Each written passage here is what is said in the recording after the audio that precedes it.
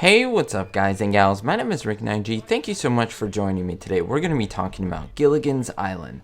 I will also reveal the winner of the Gilligan's Island Complete Season 2 DVD giveaway. So make sure to watch the entire video so you can see if you're the winner.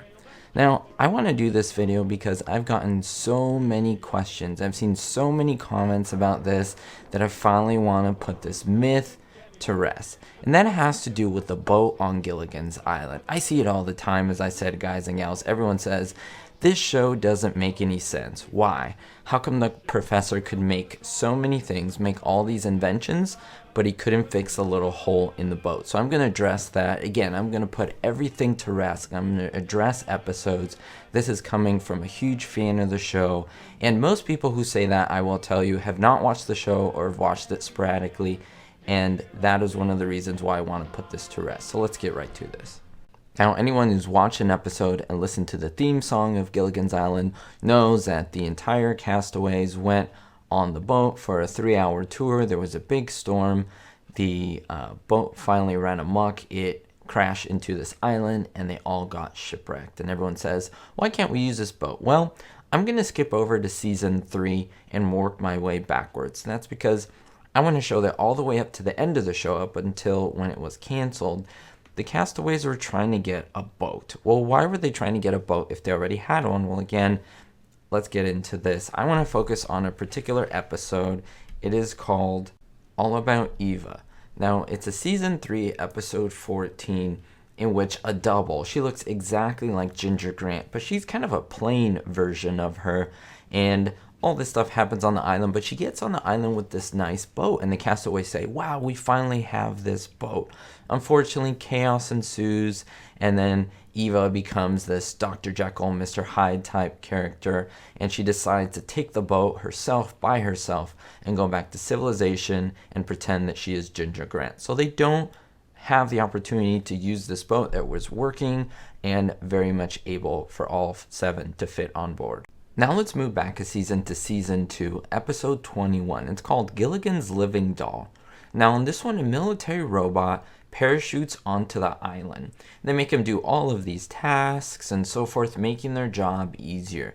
And everyone at one point decides, well, why don't we just have this robot make us a boat? He must have schematics in his programming.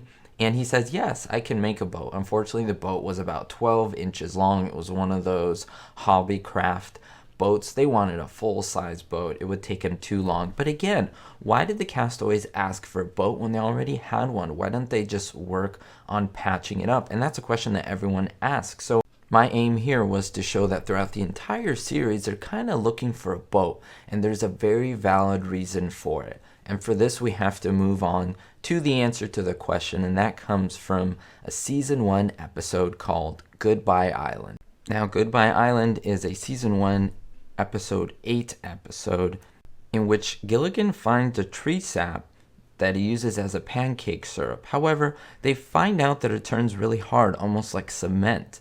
And they think, well, why don't we use this as a type of a glue to patch up the boat?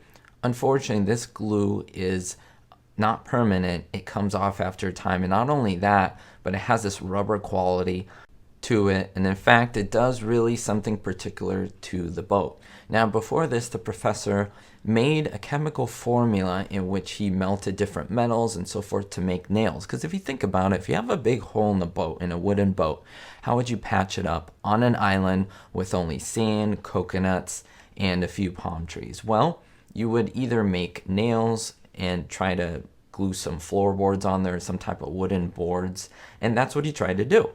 However, he couldn't get the nail formula correct. It was just either too soft, too hard, they would explode, they were too brittle, and you see this throughout the episode. So when they find this tree sap that is almost like glue, they think this is perfect. There's no other real way to attach the wood on there with what they had on the island. So they decide to make this. However, like I said, the glue wasn't permanent. So as the glue started to come off, it ripped the entire boat little by little. Every single board, every single thing on that boat came apart. And now you have to know that it is easier to patch up the hole in the boat versus making an entire boat from scratch. And that's why they never really tried again. They tried making rafts and different things like that. At the end, they finally did get off the island in a movie called Rescue from Gilligan's Island, in which they lassoed the huts together in a giant storm that was able to drift them out to sea, but they never were able to make a boat. Why? Because pretty much after episode 8, the entire original boat was completely torn apart. Hopefully this answers your question, guys and gals. Thank you so much for watching. I'm going to reveal the winner of the Gilligan's Island DVD giveaway, and the winner is... YouTube name is The Inspector, Neil Howell. Thank you so much, Neil Howell, and thank you so much for everyone who participated. I already messaged you, Neil, so make sure to look at your email, and I will be mailing off that DVD to you very, very soon. Thank you so much, guys and gals, as well. If you like this video, if you want to see more like this, if you have any more questions that you want me to answer about the shows that I covered, down in the comments below, just let me know, and I may cover it in a future episode. We'll see you next time, guys and gals, and don't forget, be hopeful. Big thanks to executive producers Kenneth B., Verbal Volley, Andy Balow, David Davenport, and Joe Ray. If you want to be listed on here, make sure to visit Patreon, and that'll let you know how.